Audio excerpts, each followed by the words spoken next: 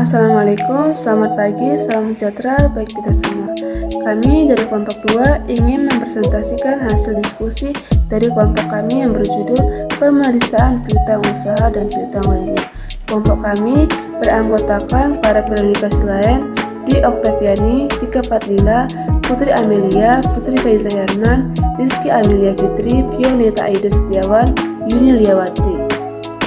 Video presentasi ini dibuat untuk memenuhi tugas besar mata kuliah auditing yang diampu oleh Ibu Lestari, SE AKMKA. Latar belakang.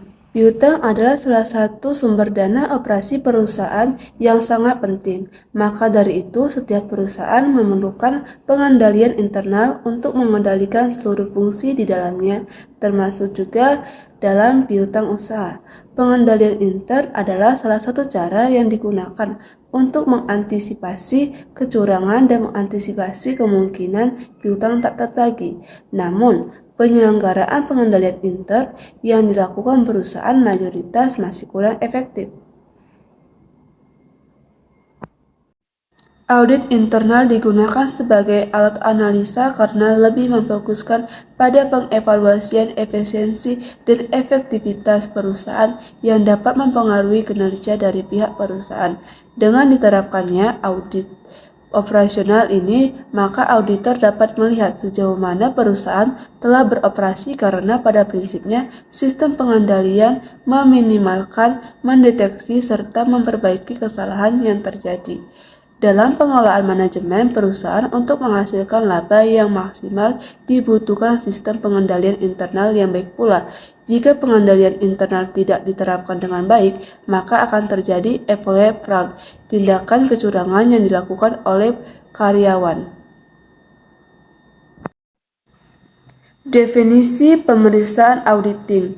Auditing adalah pemeriksaan yang dilakukan secara kritis dan sistematis oleh pihak yang independen terhadap laporan keuangan yang disusun oleh manajemen beserta catatan-catatan pembukuan dan bukti pendukungnya dengan tujuan untuk memberikan pendapat mengenai kewajaran laporan keuangan. Selanjutnya akan dibacakan oleh rekan saya, Dwi Oktaviani.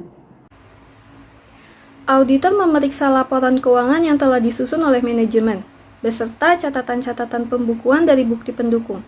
Laporan keuangan yang harus diperiksa terdiri dari laporan laba rugi, ekuitas pemilik, laporan posisi keuangan, dan laporan arus kas.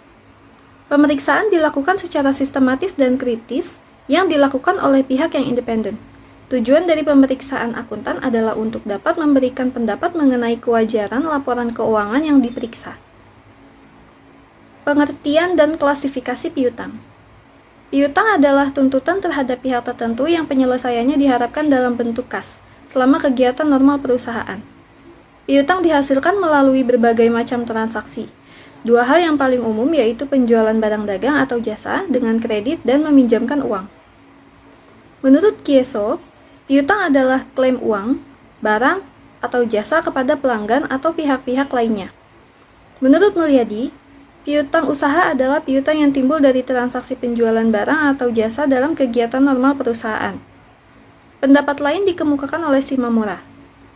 Piutang merupakan klaim yang muncul dari penjualan barang dagangan, penyerahan jasa, pemberian pinjaman dana, atau jenis transaksi yang membentuk suatu hubungan di mana satu pihak berutang kepada lainnya. Menurut sumber terjadinya, piutang digolongkan dalam dua kategori yaitu piutang usaha, merupakan piutang yang berasal dari penjualan barang dagang atau jasa secara kredit.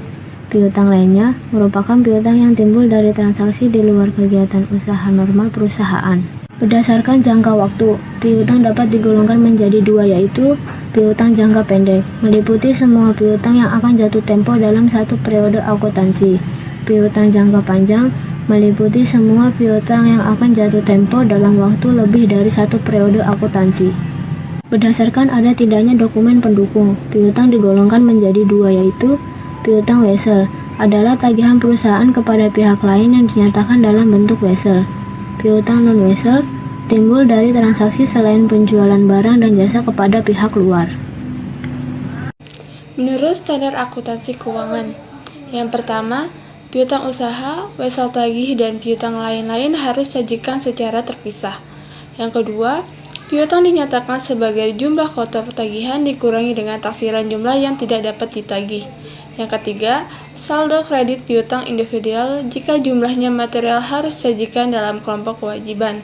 Yang keempat, jumlah piutang yang dijaminkan harus diungkapkan dalam catatan atas laporan keuangan. Dan yang kelima, kewajiban bersyarat dalam hubungannya dengan penjual piutang harus dijelaskan secukupnya. Menurut SAKETPA, penurunan nilai pinjaman yang diberikan dan piutang dibentuk sebesar estimasi yang tidak dapat ditagih. Penurunan nilai ditentukan dengan memperhatikan antara lain pengalaman, prospek industri, prospek usaha, kondisi keuangan dengan menekankan arus kas, kemampuan membayar debitor, dan anggunan yang dikuasai. Contoh perkiraan-perkiraan yang bisa digolongkan sebagai piutang. Yang pertama, piutang usaha, wesel tagih, piutang pegawai, piutang bunga, uang muka, uang jaminan, piutang lain-lain, dan allowance for bad debt. Tujuan pemeriksaan piutang.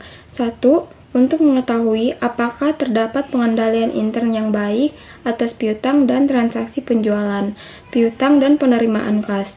Yang kedua, untuk memeriksa transaksi yang menyangkut penjualan, piutang dan penerimaan kas. Yang ketiga, untuk memeriksa validity atau keabsahan dan authenticity atau keautentikan dari piutang. Yang keempat, untuk memeriksa collectability atau kemungkinan tertagih piutang dan cukup tidaknya perkiraan allowance for bad debts. Yang kelima, untuk mengetahui apakah ada kewajiban bersyarat yang timbul karena pendiskontoan wesel tagih. Yang keenam, untuk mengetahui apakah piutang yang tercantum dalam mata uang asing sudah terkonversi ke dalam rupiah.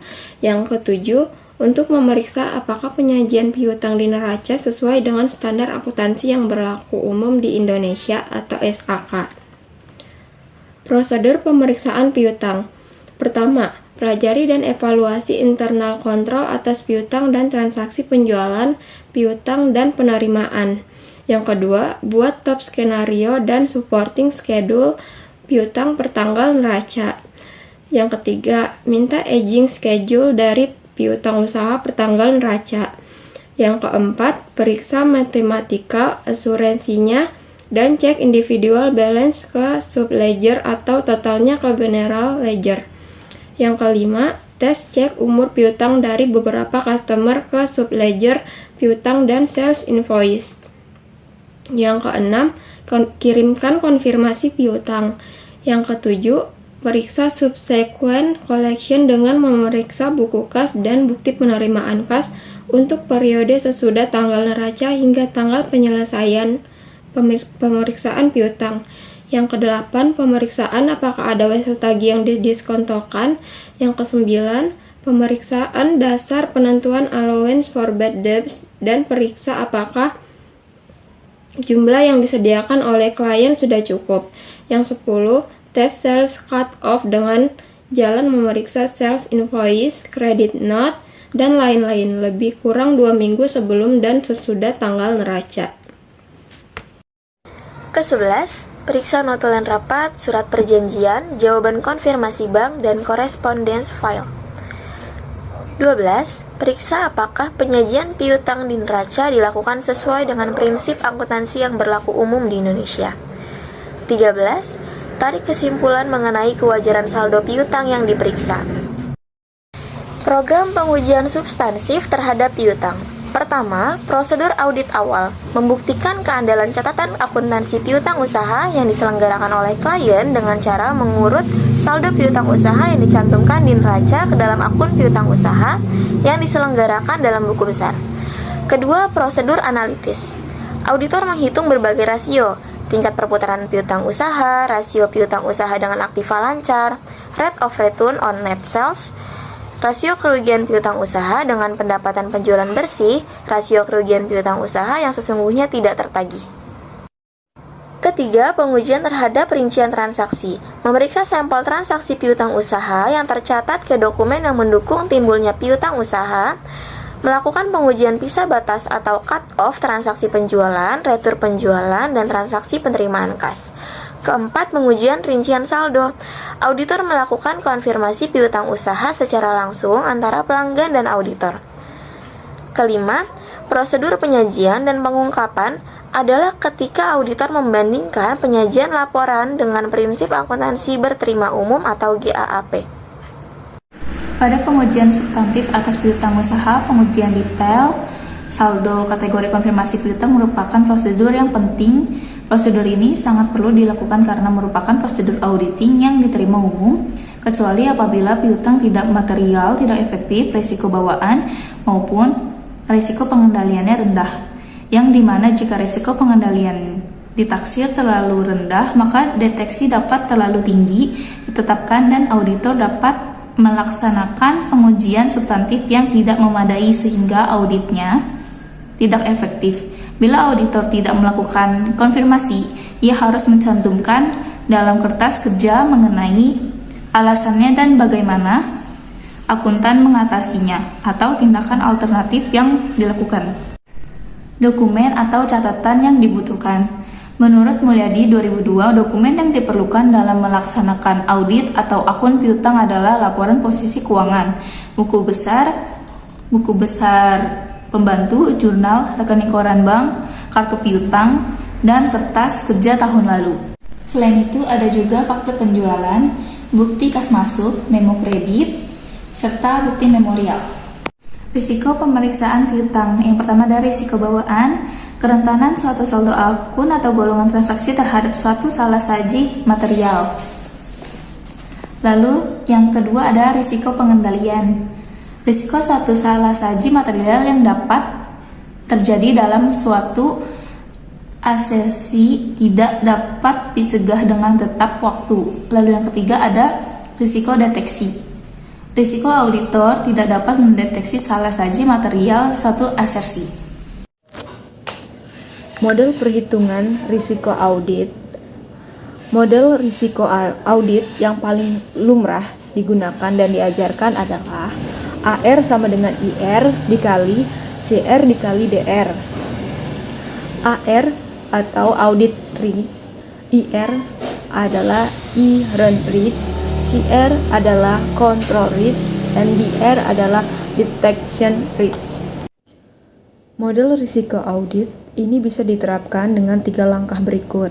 Yang pertama, kantor akuntan publik atau KAP biasanya sudah mematok besaran angka presentasi audit risk atau AR yang bisa diterima dalam kurung biasa tidak boleh lebih dari 10%. Yang kedua, menentukan IR dan CR. Inherent risk atau IR ditentukan dengan mempertimbangkan faktor eksternal dan internal seperti yang sudah saya jelaskan di atas atau teman saya. Sedangkan IR diukur dengan nilai desain dan implementasi sistem pengendalian internal yang dimiliki oleh audit. Yang ketiga, menentukan DR dengan menggunakan persamaan di atas. Menjadi DR sama dengan AR dibagi dalam kurung IR dikali CR. Besaran DR inilah yang nantinya akan dijadikan sebagai bahan pertimbangan dalam merancang prosedur audit, substantif tes, dan direncana audit secara keseluruhan. Kesimpulan dari yang kami presentasikan yaitu standar akuntansi keuangan menggolongkan piutang menurut sumber terjadinya, yaitu piutang usaha dan piutang lain-lain. Selain itu, pemeriksaan piutang perlu dilakukan oleh akuntan dengan mengikuti beberapa langkah wajib. Yang kedua, saran. Piutang merupakan salah satu akun yang mudah untuk diselewengkan setelah kas. Oleh karena itu, manajer perusahaan harus menerapkan sistem pengendalian yang tepat.